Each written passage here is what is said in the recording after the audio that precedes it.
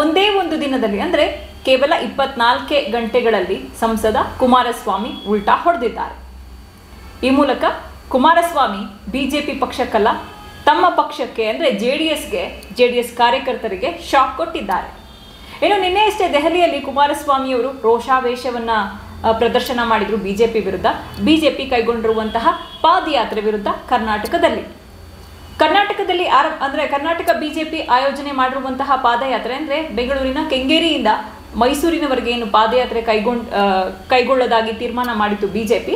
ಆ ಕುರಿತಾಗಿ ಕುಮಾರಸ್ವಾಮಿಯವರು ಆಕ್ಷೇಪವನ್ನು ವ್ಯಕ್ತಪಡಿಸಿದ್ರು, ಅದನ್ನ ವಿರೋಧವನ್ನು ಕೂಡ ವ್ಯಕ್ತಪಡಿಸಿದ್ರು. ನಾನು ಯಾವುದೇ ಕಾರಣಕ್ಕೂ ಈ ಪಾದಯಾತ್ರೆಯನ್ನ ಬೆಂಬಲಕ್ಕೆ ನಿಲ್ಲೋದಿಲ್ಲ, ಇದಕ್ಕೆ ನನ್ನ ನೈತಿಕ ಬೆಂಬಲವೂ ಇಲ್ಲ ಎನ್ನುವಂತಹ ಮಾತನ್ನ ರೋಷಾವೇಶವನ್ನ ಕೂಡ ಪ್ರದರ್ಶನ ಮಾಡಿದ್ರು ಕುಮಾರಸ್ವಾಮಿಯವರು ನಿನ್ನೆ. ಆದರೆ ಇದೀಗ ಕೇಂದ್ರ ಬೃಹತ್ ಕೈಗಾರಿಕೆ ಮತ್ತು ಉಕ್ಕು ಸಚಿವರಾಗಿರುವಂತಹ ಕುಮಾರಸ್ವಾಮಿಯವರೇ ಬಿಜೆಪಿ ಆಯೋಜನೆ ಮಾಡಿರುವಂತಹ ಈ ಪಾದಯಾತ್ರೆಗೆ ಚಾಲನೆ ಕೊಡ್ತಾ ಇದ್ದಾರೆ. ಇನ್ನು ಶನಿವಾರ ಬೆಳಗ್ಗೆ ಅಂದ್ರೆ ಆಗಸ್ಟ್ 3ನೇ ತಾರೀಕು ಪ್ರಾರಂಭವಾಗುವಂತಹ ಈ ಬಿಜೆಪಿಯ ಪಾದಯಾತ್ರೆ 10 ದಿನಗಳ ಕಾಲ ನಡೆಯುತ್ತೆ. ಕೆಂಗೇರಿಯಿಂದ ಮೈಸೂರಿನವರೆಗೂ ನಡೆಯುತ್ತೆ ಈ ಪಾದಯಾತ್ರೆ. ಪ್ರತಿದಿನ ಈ 10 ದಿನದಲ್ಲಿ ಪ್ರತಿದಿನ 20 ಕಿಲೋಮೀಟರ್ ಈ ಪಾದಯಾತ್ರೆ ಸಾಗುತ್ತೆ. ಕಡೆಗೆ ಮೈಸೂರಿಗೆ ಸಾಗಿ ಅಲ್ಲಿ ಬೃಹತ್ ಸಮಾವೇಶದೊಂದಿಗೆ ಬಿಜೆಪಿಯ ಈ ಪಾದಯಾತ್ರೆ ಎಂಡ್ ಆಗುತ್ತೆ. ಇನ್ನು ನಿನ್ನೆ ಏನು ಕುಮಾರಸ್ವಾಮಿಯವರು ಬಿಜೆಪಿ ಪಾದಯಾತ್ರೆ ಕುರಿತಾಗಿ ಆಕ್ಷೇಪವನ್ನು ವ್ಯಕ್ತಪಡಿಸಿದ್ರು. ಸೊ ಕುಮಾರಸ್ವಾಮಿ ಅವರನ್ನ ಮನವೊಲಿಸುವ ಸಲುವಾಗಿ ದೆಹಲಿಯಲ್ಲಿ ಇವತ್ತು ಒಂದು ಸಭೆಯನ್ನ ನಡೆಸಲಾಯಿತು. ಈ ಸಭೆಯಲ್ಲಿ ಬಿಜೆಪಿಯ ರಾಷ್ಟ್ರೀಯ ನಾಯಕ ರಾಧಾ ಮೋಹನ್ ದಾಸ್, ಪ್ರಹ್ಲಾದ್ ಜೋಶಿ ಅವರು ಹಾಗೆ ಕರ್ನಾಟಕದ ಬಿಜೆಪಿಯ ರಾಜ್ಯಾಧ್ಯಕ್ಷ ವಿಜಯೇಂದ್ರರವರು ಕೂಡ ಆ ಸಭೆಯಲ್ಲಿ ಭಾಗಿಯಾಗಿದ್ರು. ಈ ವೇಳೆ ಕುಮಾರಸ್ವಾಮಿಯವರ ಜೊತೆ ಮಾತುಕತೆ ಕೂಡ ನಡೆಯಿತು. ಈ ಮಾತುಕತೆಯಲ್ಲಿ ಕರ್ನಾಟಕದಲ್ಲಿ ಏನು ಪಾದಯಾತ್ರೆ ಹಮ್ಮಿಕೊಂಡಿದೆ ಬಿಜೆಪಿ, ಅದಕ್ಕೆ ಬೆಂಬಲವನ್ನ ಸೂಚಿಸೋದಾಗಿ ಕುಮಾರಸ್ವಾಮಿಯವರು ಒಪ್ಕೊಂಡಿದ್ದಾರೆ. ಹೀಗಾಗಿ ಖುದ್ದು ಕುಮಾರಸ್ವಾಮಿಯವರೇ ಈ ಪಾದಯಾತ್ರೆಗೆ ಚಾಲನೆ ಕೊಡ್ತಾ ಇದ್ದಾರೆ ಶನಿವಾರದಂದು. ಇನ್ನು ವಿಚಿತ್ರ ಅಂದ್ರೆ 24 ಅವರ್ಸ್ ಒಳಗಡೆ ಅಂದ್ರೆ 24 ಗಂಟೆಗಳು ಕೂಡ ಕಳೆದಿಲ್ಲ ಕುಮಾರಸ್ವಾಮಿಯವರು ನಾನು ಬೆಂಬಲವನ್ನ ಕೊಡೋದಿಲ್ಲ ಈ ಪಾದಯಾತ್ರೆಗೆ ಅಂತ ಹೇಳಿ. ಅಷ್ಟರಲ್ಲಾಗ್ಲೇ ಇದೀಗ ಅವರ ನಿಲುವು ಬದಲಾವಣೆಯಾಗಿದೆ. Just in 24 hours. ಇನ್ನು ಕುಮಾರಸ್ವಾಮಿಯವರು ಪಾದಯಾತ್ರೆಗೆ ತಾವು ಯಾಕೆ ಬೆಂಬಲವನ್ನ ಕೊಡೋದಿಲ್ಲ, ಈ ಪಾದಯಾತ್ರೆಯನ್ನ ನಾನು ಒಪ್ಕೊಳ್ಳೋದಿಲ್ಲ ಎನ್ನುವಂತಹದ್ದಕ್ಕೆ 11 ಅಂಶಗಳನ್ನ ಮುಂದೆ ಇಟ್ಟಿದ್ರು ಮೀಡಿಯಾದ ಮುಂದೆ. ಆ 11 ಅಂಶಗಳು ಯಾವ್ಯಾವು ಅಂದ್ರೆ, ಮೊದಲಿಗೆ ಮಳೆ, ನೆರೆ, ಭೂಕುಸಿತ, ಬೆಳೆ ನಾಶ, ಇದರಿಂದೆಲ್ಲ ಜನ ತತ್ತರಿಸಿ ಹೋಗಿದ್ದಾರೆ. ಸೊ ಇಂತಹ ಸಂದರ್ಭದಲ್ಲಿ ಪಾದಯಾತ್ರೆ ಮಾಡೋದು ಅಷ್ಟು ಸಮಂಜಸವಲ್ಲ ಎನ್ನುವಂತಹ ಪಾಯಿಂಟು ಮೊದಲನೇದಾದ್ರೆ, ಎರಡನೇದಾಗಿ ಪಾದಯಾತ್ರೆಯಿಂದ ರಾಜ್ಯದ ಜನರಿಗೆ ಆಗುವಂತಹ ಲಾಭವಾದ್ರೂ ಏನು ಎನ್ನುವಂತಹ ಪಾಯಿಂಟ್ ಅನ್ನ ಕುಮಾರಸ್ವಾಮಿಯವರು ಹಾಕಿದ್ರು.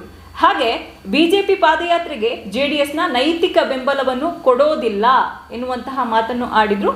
ಏನು, ನಮ್ಮನ್ನ ವಿಶ್ವಾಸಕ್ಕೆ ತೆಗೆದುಕೊಳ್ಳದಿದ್ದಾಗ ಯಾಕೆ ಬೆಂಬಲವನ್ನ ಕೊಡಬೇಕು, ಬೆಂಗಳೂರಿನಿಂದ ಮೈಸೂರಿನವರೆಗೂ ನಮ್ಮ ಪಕ್ಷಕ್ಕೆ ಶಕ್ತಿ ಇದೆ, ಹಾಗಾದ್ರೆ ನಮ್ಮನ್ನೇ ಪರಿಗಣಿಸದಿದ್ರೆ ಹೇಗೆ ಎನ್ನುವಂತಹ ಮಾತನ್ನು ಇಲ್ಲಿ ಪ್ರಮುಖವಾಗಿ ಕುಮಾರಸ್ವಾಮಿಯವರು ನಿನ್ನೆ ಹೇಳಿದರು. ಇಲ್ಲಿ ಗಮನಿಸಬೇಕಾದಂತಹ ವಿಷಯ, ಈ ಪಾಯಿಂಟ್ ಅಲ್ಲಿ ಬಿಜೆಪಿ ಹಾಗೆ ಜೆಡಿಎಸ್ ನಡುವೆ ಸಮನ್ವಯದ ಕೊರತೆ ಇದೆ ಅನ್ನೋದನ್ನ ಎತ್ತಿ ತೋರಿಸ್ತಾ ಇದೆ ಕುಮಾರಸ್ವಾಮಿ ಹೇಳಿರುವಂತಹ ಈ ಹೇಳಿಕೆ. ಇನ್ನು ಯಾವ ಕಾರಣಕ್ಕಾಗಿ ನಾವು ಬಿಜೆಪಿ ನಡೆಸ್ತಾ ಇರುವಂತಹ ಈ ಪಾದಯಾತ್ರೆಗೆ ಬೆಂಬಲವನ್ನ ಕೊಡಬೇಕು, ನಮ್ಮನ್ನೇ ಪರಿಗಣಿಸ್ತಾ ಇಲ್ಲ, ನಮಗೆ ಬೆಂಗಳೂರಿನಿಂದ ಮೈಸೂರಿನವರೆಗೆ ನಮ್ಮ ಪಕ್ಷಕ್ಕೆ ನಮ್ಮದೇ ಆದಂತಹ ಛಾಪ್ ಇದೆ, ಶಕ್ತಿ ಕೂಡ ಇದೆ, ನಾವು ಬಲಿಷ್ಠರಾಗಿದ್ದೀವಿ ಮೈಸೂರು ಭಾಗದವರೆಗೂ. ಹೀಗಿರುವಾಗ ನಮ್ಮನ್ನೇ ಯಾಕೆ ಪರಿಗಣಿಸಿಲ್ಲ ಎನ್ನುವಂತಹ ಪ್ರಶ್ನೆಯನ್ನು ಕೂಡ ಕುಮಾರಸ್ವಾಮಿಯವರು ಮುಂದಿಟ್ಟಿದ್ರು. ಇನ್ನು ದೇವೇಗೌಡರ ಕುಟುಂಬಕ್ಕೆ ವಿಷ ಇಟ್ಟಂತಹ ಪ್ರೀತಮ್ ಗೌಡ ಅವರ ಮುಂದಾಳತ್ವದಲ್ಲಿ ನಡೀತಾ ಇರುವಂತಹ ಈ ಪಾದಯಾತ್ರೆಗೆ ನಾನು ಯಾಕೆ ಬೆಂಬಲ ಕೊಡಬೇಕು ಎನ್ನುವಂತಹ ಪರ್ಸನಲ್ ಅಟ್ಯಾಕ್ ಅನ್ನು ಕೂಡ ಕುಮಾರಸ್ವಾಮಿಯವರು ಮಾಡಿದ್ರು. ಇದು ಪ್ಯೂರ್ಲಿ ಹಾಸನದಲ್ಲಿ ಏನು ಪ್ರಜ್ವಲ್ ರೇವಣ್ಣ, ಮಾಜಿ ಸಂಸದ ಪ್ರಜ್ವಲ್ ರೇವಣ್ಣ ಅವರ ಪೆನ್ಡ್ರೈವ್ ವಿಚಾರ ಏನಿದೆ ಅದಕ್ಕೆ ಸಂಬಂಧಪಟ್ಟ ಹಾಗೆ ಕುಮಾರಸ್ವಾಮಿಯವರು ಈ ಆಕ್ಷೇಪವನ್ನ ತೆಗೆದಿದ್ದಾರೆ. ಇನ್ನು ಕೇರಳದ ವಯನಾಡಿನಲ್ಲಿ ಭಾರಿ ಭೂಕುಸಿತ ಹಾಗೆ ಪ್ರವಾಹ ಪರಿಸ್ಥಿತಿ ಉಂಟಾಗಿದೆ, ಹಾಗೆ ಸಾಕಷ್ಟು ಜನರು ಸಾವನ್ನಪ್ಪಿದ್ದಾರೆ, ಇನ್ನು ಹಲವಾರು ಮಂದಿ ಕಣ್ಮರೆಯಾಗಿದ್ದಾರೆ. ಇಂತಹ ಸಂದರ್ಭದಲ್ಲಿ ನಾವು ಪಾದಯಾತ್ರೆ ಮಾಡುವಂತಹದ್ದು ಸಮಂಜಸ ಅಲ್ಲ ಎನ್ನುವಂತಹ ಪಾಯಿಂಟ್ ಅನ್ನು ಕುಮಾರಸ್ವಾಮಿ ಹಾಕಿದ್ರು. ಹಾಗೆ ನಮ್ಮ ರಾಜ್ಯದ ಅನೇಕ ಜಿಲ್ಲೆಗಳಲ್ಲಿ ರೆಡ್ ಅಲರ್ಟ್ ಇದೆ, ವಿಪರೀತ ಮಳೆ ಆಗ್ತಾ ಇದೆ, ಸಾಕಷ್ಟು ಜಿಲ್ಲೆಗಳಲ್ಲಿ ಪ್ರವಾಹ ಪರಿಸ್ಥಿತಿ ಕೂಡ ಎದುರಾಗಿದೆ, ಜನರು ಕೂಡ ಸಂಕಷ್ಟದಲ್ಲಿ ಸಿಲುಕಿದ್ದಾರೆ. ಸೊ ಈ ಸನ್ನಿವೇಶದಲ್ಲಿ ನಾವು ಪಾದಯಾತ್ರೆ ಮಾಡಕೂಡದು, ಇದು ಸೂಕ್ತವಾದಂತಹ ಸಮಯ ಅಲ್ಲ ಅನ್ನೋದು ಕುಮಾರಸ್ವಾಮಿಯವರ ಅಭಿಪ್ರಾಯ ಆಗಿತ್ತು. ಇನ್ನು ಪಾದಯಾತ್ರೆ ನಡೆಯುವಂತಹ ಪ್ರದೇಶ ಏನಿದೆ ಬಿಡದಿಯಿಂದ ಮೈಸೂರಿನವರೆಗೆ ಈಗಾಗಲೇ ಮುಂಗಾರು ಚುರುಕಾಗಿರೋದ್ರಿಂದ ಇಲ್ಲಿ ಬಿತ್ತನೆ ಕಾರ್ಯಗಳು, ಬಿತ್ತನೆ ಚಟುವಟಿಕೆಗಳು ಚುರುಕಾಗಿರುತ್ತವೆ. ಸೊ ಇದು ಕೂಡ ಒಳ್ಳೆ ಸಮಯ ಅಲ್ಲ ಪಾದಯಾತ್ರೆ ಮಾಡೋದಕ್ಕೆ ಎನ್ನುವಂತಹ ಪಾಯಿಂಟ್ ಅನ್ನು ಕುಮಾರಸ್ವಾಮಿ ಹಾಕಿದ್ರು. ಇನ್ನು ಬಿಜೆಪಿ ನಾಯಕರು ಪೂರ್ವ ಸಿದ್ಧತೆ ಮಾಡ್ಕೊಂಡಿದ್ರು. ಎಲ್ಲವನ್ನ ಅಂತಿಮಗೊಳಿಸಿದ ನಂತರ ನಮಗೂ ಕೂಡ ಕೇವಲ ಮಾತಿಗಷ್ಟೇ ಒಂದು ಇನ್ಫಾರ್ಮೇಶನ್ ಅನ್ನ ಕೊಟ್ಟಿದ್ರು, ಹೀಗಾಗಿ ನಾವು ಬೆಂಬಲವನ್ನ ಕೊಡೋದಿಲ್ಲ ಎನ್ನುವಂತಹ ಮಾತನ್ನು ಹೇಳಿದ್ರು. ಇಲ್ಲಿ ಕುಮಾರಸ್ವಾಮಿ ಅವರ ಪಕ್ಷವನ್ನ ಹಾಗೆ ಕುಮಾರಸ್ವಾಮಿ ಅವರನ್ನ ಹೇಗೆ ಬಿಜೆಪಿ ಸೈಡ್ ಲೈನ್ ಮಾಡ್ತಾ ಇದೆ ಎನ್ನುವಂಥದ್ದನ್ನ ಕುಮಾರಸ್ವಾಮಿ ಇಲ್ಲಿ ಹೈಲೈಟ್ ಮಾಡೋಕೆ ಟ್ರೈ ಮಾಡಿದ್ರು ನಿನ್ನೆ. ಈಗ ಪಾದಯಾತ್ರೆ ಮಾಡೋದು ಸರಿಯಲ್ಲ ಎನ್ನುವಂತಹ ಜನಸಾಮಾನ್ಯರ ಭಾವನೆ ನಮಗೂ ಕೂಡ ಮುಖ್ಯ. ಹೀಗಾಗಿ ಬಿಜೆಪಿ ಕೈಗೊಂಡಿರುವಂತಹ ಈ ಪಾದಯಾತ್ರೆ ಈ ಟೈಮ್ನಲ್ಲಿ ಮಾಡೋದು ಅಷ್ಟು ಸರಿಯಲ್ಲ ಎನ್ನುವಂತಹ 11ನೆಯ ಕಾರಣ ಕೊಟ್ಟು ಕುಮಾರಸ್ವಾಮಿ ತಮ್ಮ ಬೆಂಬಲವನ್ನ ವಾಪಸ್ ಪಡ್ಕೊಂಡಿದ್ರು. ಸೊ ಕುಮಾರಸ್ವಾಮಿ ಅವರ ನಿನ್ನೆಯ ಈ ಹೇಳಿಕೆಯನ್ನ ಗಮನಿಸಿದ ಮೇಲೆ ಬಿಜೆಪಿ ಜೆಡಿಎಸ್ ಪಕ್ಷವನ್ನ ಆಗ್ಲಿ ಅಥವಾ ಕುಮಾರಸ್ವಾಮಿ ಅವರನ್ನಾಗ್ಲಿ ವಿಶ್ವಾಸಕ್ಕೆ ತೆಗೆದುಕೊಂಡಿಲ್ಲ ಎನ್ನುವಂತಹ ವಿಚಾರ ಸ್ಪಷ್ಟವಾಗುತ್ತೆ. ಇನ್ನು ಬಿಜೆಪಿ ಜೆಡಿಎಸ್ ಪಕ್ಷವನ್ನ ವಿಶ್ವಾಸಕ್ಕೆ ತೆಗೆದುಕೊಂಡಿಲ್ಲ ಎನ್ನುವಂತಹ ಬಹಿರಂಗವಾದ ಹೇಳಿಕೆಯನ್ನ ಮಾಧ್ಯಮದ ಮುಂದೆ ಸಂಸದ ಕುಮಾರಸ್ವಾಮಿ ಯಾವಾಗ ಕೊಟ್ಟರೋ ಕೂಡಲೇ ಬಿಜೆಪಿ ನಾಯಕರು ಎಚ್ಚೆತ್ತುಕೊಂಡ್ರು. ಸೊ ಹೀಗಾಗಿ ದೆಹಲಿಯಲ್ಲಿ ಕುಮಾರಸ್ವಾಮಿ ಅವರಿಗೆ ಖೆಡ್ಡಾವನ್ನು ತೋಡಿದ್ರು, ಮಾತುಕತೆಯನ್ನ ನಡೆಸಿ ಡಿಟ್ರಾಕ್ ಆಗ್ತಾ ಇದ್ದಂತಹ ಕುಮಾರಸ್ವಾಮಿ ಅವರನ್ನ ಮತ್ತೆ ಬಿಜೆಪಿಯ ಹಳಿಗೆ ತರುವಲ್ಲಿ ಬಿಜೆಪಿ ನಾಯಕರು ಯಶಸ್ವಿಯಾಗಿದ್ದಾರೆ. ಇನ್ನು ಕುಮಾರಸ್ವಾಮಿ ಅವರು ಈ ಹೇಳಿಕೆ ಏನು ಕೊಟ್ಟಿದ್ರು, ವಿರೋಧವನ್ನ ವ್ಯಕ್ತಪಡಿಸಿ ಪಾದಯಾತ್ರೆಗೆ, ಆ ಹೇಳಿಕೆಯನ್ನ ಕೊಟ್ಟ ಹೊರತಾಗಿಯೂ ಕೂಡ ಸಂಸದ ಪ್ರಹ್ಲಾದ್ ಜೋಶಿ ಮತ್ತೊಂದು ಹೇಳಿಕೆಯನ್ನು ಕೊಟ್ಟಿದ್ರು. ಯಾವುದೇ ಕಾರಣಕ್ಕೂ ನಮ್ಮ ಪಾದಯಾತ್ರೆಯನ್ನ ನಿಲ್ಲಿಸೋದಿಲ್ಲ, ಮೊಟಕುಗೊಳಿಸುವುದಿಲ್ಲ,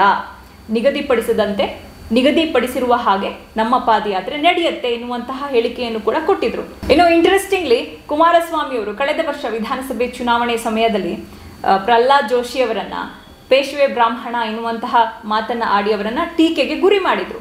ಸೊ ಇದೀಗ ಇದೇ ಪ್ರಹ್ಲಾದ್ ಜೋಶಿ ಅವರ ಮಾತಿಗೆ ಕುಮಾರಸ್ವಾಮಿ ಅವರು ತಲೆ ಬಾಗಿಸಬೇಕಾದಂತಹ ಪರಿಸ್ಥಿತಿ ಎದುರಾಗಿದೆ. ಇನ್ನು ಕುಮಾರಸ್ವಾಮಿ ಅವರು ತಮ್ಮ ರಾಜ್ಯ ರಾಜಕಾರಣದ ಬದ್ಧ ವೈರಿಗಳಾದಂತಹ ಪ್ರೀತಮ್ ಗೌಡ ಹಾಗೆ ಪಿ ರಾಜೀವ್ ಅವರನ್ನ ದೂರ ಇಡಬೇಕು ಎನ್ನುವಂತಹ ಬೇಡಿಕೆ ಏನಿಟ್ಟಿದ್ರು ಬಿಜೆಪಿಗೆ, ಅದನ್ನ ಈಡೇರಿಸಬಹುದು ಬಿಜೆಪಿ ನಾಯಕರು.